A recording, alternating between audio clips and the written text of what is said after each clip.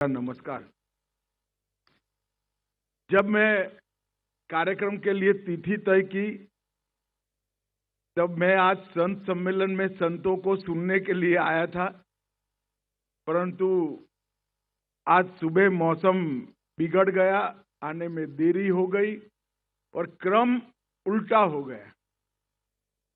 संतों में से 2-3 महात्माओं ने टोकन बोला और मुझे भाषण करने के लिए खड़ा कर दिया। खैर, सबका जो निर्णय है मेरे आंख माथों पर है। मित्रों, आज हम कुरुक्षेत्र की पवित्र भूमि पर बैठे हुए 5000 साल से ज्यादा समय पहले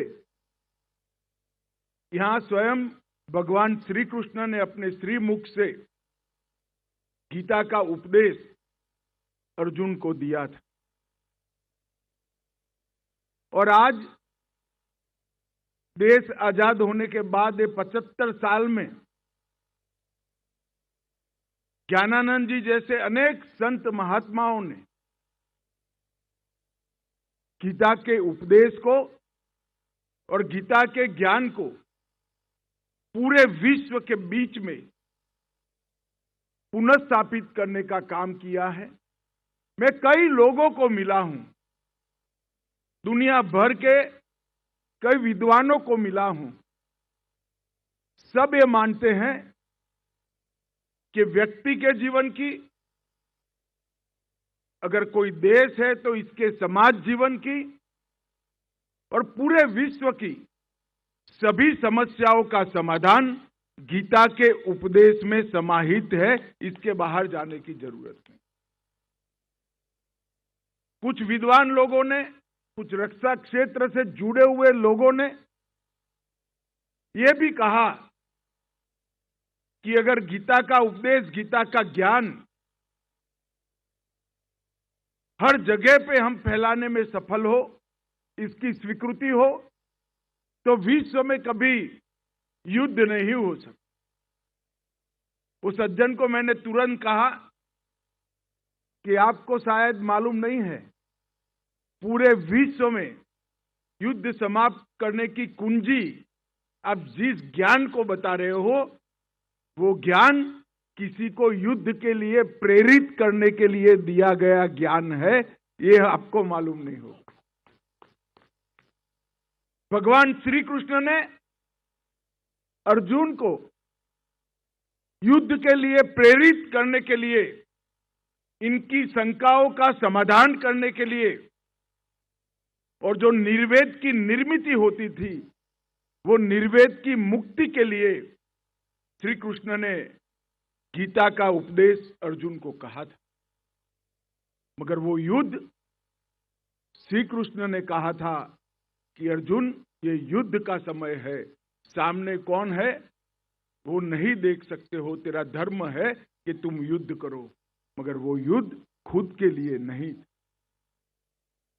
वो युद्ध समग्र पृथ्वी पर धर्म के स्थापन के लिए था, अनेक जीवों के कल्याण के लिए। और यही ज्ञान को आज मैं बड़े सम्मान के साथ ज्ञानानंद जी महाराज को कहना चाहता हूं कि एक व्यक्ति गीता को प्रचलित करने के लिए, गीता को स्वीकृत करने के लिए और विशेषकर देश और विदेश में गीता के ज्ञान को प्रचारित करने के लिए क्या कर सकता है, इसका अगर उदाहरण ढूंढना है तो ज्ञानानंद जी महाराज आपके जीवन का सबने अध्ययन करना पड़ेगा। मैं कई साल से मिलता हूं, मगर हर कोई भी समस्या के लिए आए हो, अंत में गीता की बात कर इसका समारोप करते हैं। आपने गीता के प्रचार को, प्रसार को, गीता के ज्ञान की स्वीकृति को और कुल मिलाकर इसके माध्यम से सनातन धर्म को बढ़ावा देने के लिए जो किया है, इसके लिए मैं हमेशा कहना चाहूंगा कि एक अच्छी बात को हाथ में पकड़कर कोई अगर पूरा जीवन लगा देता है तो ये बात को संसार की सबसे ऊंची जगह पे पहुंचाना संभव है। ये इसका उदाहरण है। आज 2014 से मोदी जी का नेतृत्व में यहां देश में सरकार चल रही है।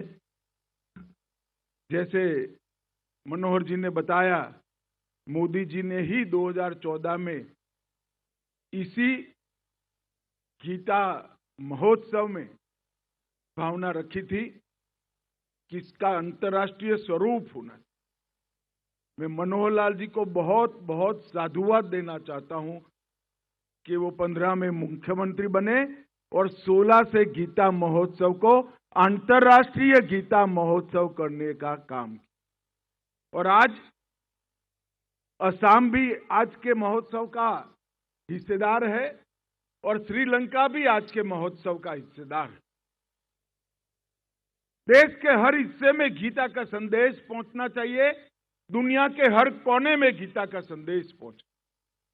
और इसलिए ये गीता महोत्सव 2016 से अंतर्राष्ट्रीय स्तर पर मनाने की शुरुआत हुई और ये 7 साल के अंदर इसके सभी उद्देश्यों की सफलता के प्रति ये गीता महोत्सव जा रहा है।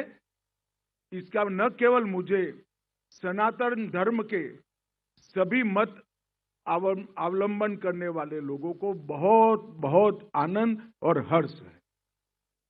मित्रों, मनोहर जी ने थोड़े हल्के फुल्के शब्दों में बताया कि देश सच्चे रास्तों पर चल रहा है। 2014 से 2024 में कुछ दिन के बाद हम प्रवेश कर जाएंगे। ये 10 सालों के अंदर भारत के स्व को जगाने का काम इस देश के प्रधानमंत्री नरेंद्र मोदी जी ने किया। जब भारतीय जनता पार्टी घोषणा पत्र रखती थी तब भारतीय जनता पार्टी की मान्यता है कि इस देश की महान संस्कृति को हमेशा आगे बढ़ाना चाहिए और ये महान संस्कृति से मार्गदर्शन लेकर ही ये देश की नीतियों का निर्धारण होना चाहिए। देश के कानून, देश की नीतियां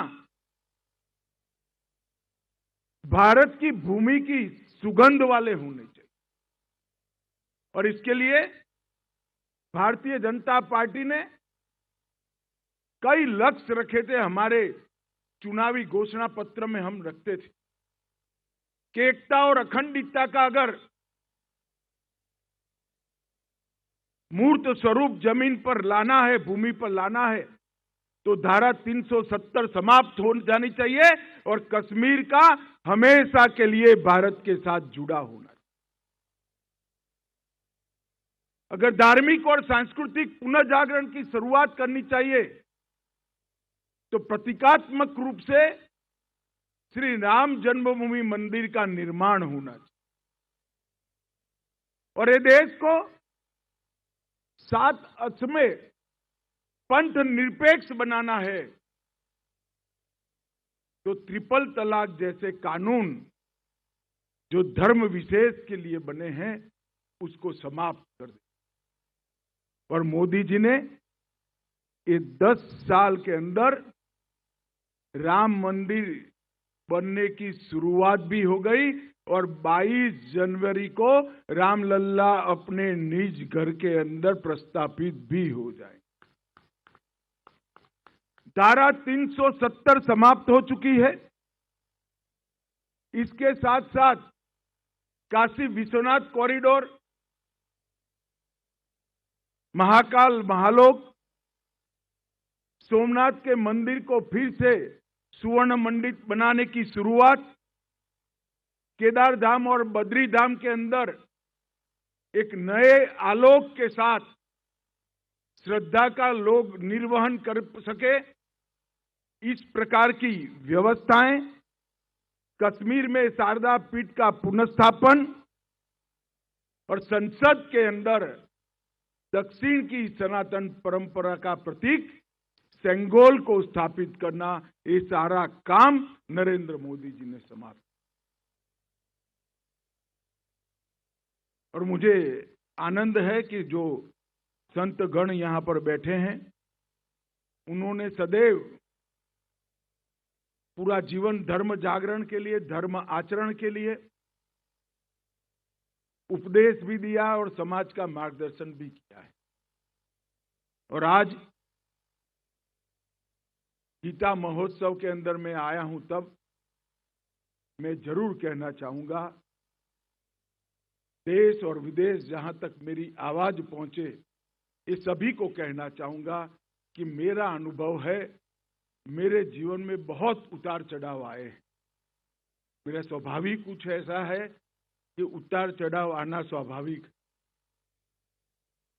बहुत उतार चढ़ाव मैंने देखे हैं, मगर चूंकि बचपन से मां ने गीता सिखाई थी, जीवन में कभी निराशा भी नहीं हुई, दुख का अनुभव भी नहीं हुआ। व्यक्ति, समाज, राष्ट्र और विश्व के सभी समस्याओं का समाधान गीता के उपदेश के अंदर है। हमारे लिए सौभाग्य की बात है कि ज्ञानानंद जी महाराज के नेतृत्व में पूरा संत वृंद गीता के प्रचार प्रसार में लगा है। आज मैं यहां संतों के दर्शन के लिए आया था। गीता महोत्सव की परिकल्पना को मेरी हिस्सेदारी से मैं अपने आप को उसमें सहभागी करने आया था। थोड़ा देरी से पहुंच पाए, इसलिए क्षमा प्रार्थना कर फिर से पूरे संत वृंद के श्री चरणों में प्रणाम कर मेरी बात को समाप्त करता हूं। वंदे मातरम। भारत माता की जय।